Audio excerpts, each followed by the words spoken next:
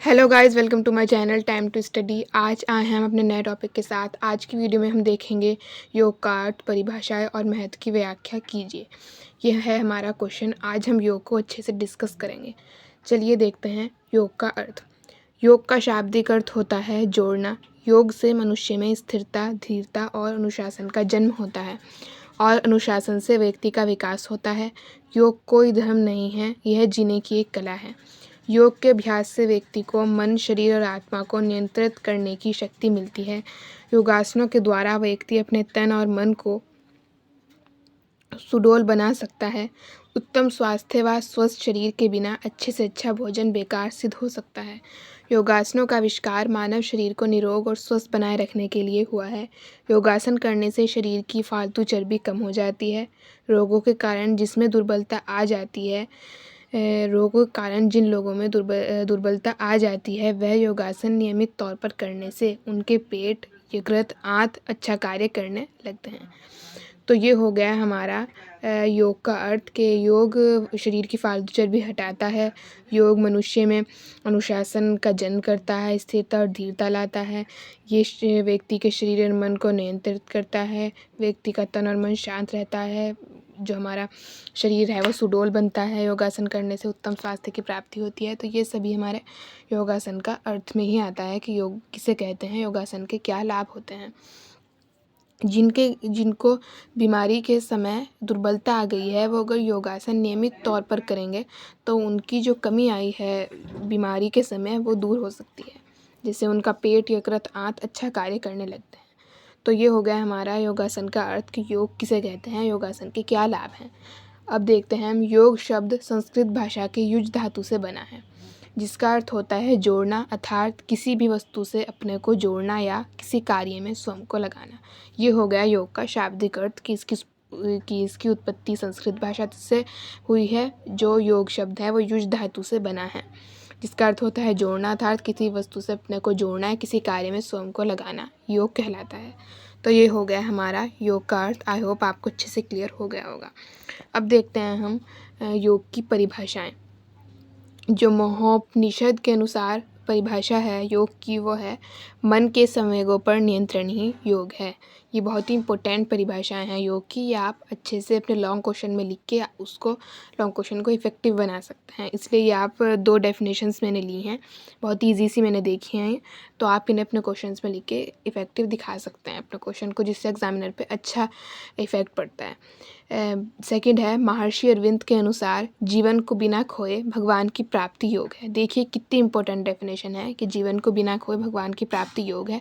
आपसे MCQ type question में ये भी पूछा जा सकता है कि ये किस महर्षि ने कहा है, ये किस विद्वान ने कहा है कि जीवन को बिना खोए भगवान की प्राप्ति योग है। तो ऑप्शन में आपको 3-4 मिल जाएंगे, जैसे महर्षि अरविंद हो गए, महर्षि पतंजलि हो गए, महोपनिषद हो गए, और कोई प्लेटो, अरस्तु, कोई दे देंगे आपको, कोई और विद्वान, जिसमें आपका सही ऑप्शन होगा महर्षि अरविंद।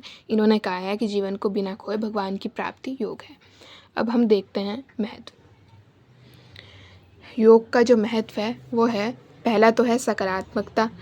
योग करने से व्यक्ति में नकारात्मकता का नाश होता है और सकारात्मकता आती है। मतलब मनुष्य सकारात्मक ढंग से सोचता है और सकारात्मकता से विचार करता है। मतलब सकारात्मकता का भाव आता है व्यक्ति के अंदर योग करने से। सेकंड है ऊर्जा का संचार होता है। थर्ड है उत्तम स्वास्थ्य की प्राप्ति होती है। जो इसके योग के महत्व देख रहे हैं हम कि योग के महत्व क्या हैं। योग करने से उत्तम स्वास्थ्य की प्राप्ति होती है और बीमारियों का निदान होता है। फोर्थ है मनोबल। फिफ्थ है आत्मविश्वास। योग करने वाला व्यक्ति आत्मविश्वासी होता है। फिफ्थ है मानसिक स्वास्थ्य। मतलब व्यक्ति का मानसिक स्वास्थ्य अच्छा रहता है, वो सभी परेशानियों से, तनाव से दूर रहता है और उसका मस्तिष्क सही कार्य करता है। सेवन्थ है तनाव दूर होता है। जो योग करने वाला व्यक्ति है उसका मस्तिष्क शांत रहता है और तनाव दूर होता है। और हमारा ये 8th टॉपिक है, 8 पॉइंट है वज़न में कमी। योग करने से वो जो हमने पहले ऊपर पढ़ा है योग के अर्थ में कि फालतू चर्बी दूर होती है, जिससे वज़न भी कम होता है व्यक्ति का। तो ये हो गया हमारा योग करने से महत्व के व्यक्ति में सकारात्मकता के गुण आते हैं, ऊर्जा का संचार होता है, उत्तम स्वास्थ्य की प्राप्ति होती है, मनोबल, आत्मविश्वास ही, मानसिक स्वास्थ्य, तनाव दूर होता है, वज़न में कमी आती है। तो ये हो गया हमारे योगासन के महत्व कि योग करने से हमें क्या क्या लाभ होते हैं। अब हम देखते हैं कुछ महत्वपूर्ण बिंदु योगासन से लेकर, हम देखते हैं महत्वपूर्ण बिंदु इसके इम्पोर्टेंट पॉइंट्स। पहला है अंतर्राष्ट्रीय योग दिवस हर साल 21 जून को मनाया जाता है। सेकंड है पहला अंतर्राष्ट्रीय योग दिवस 21 जून 2015 को नई दिल्ली में मनाया गया।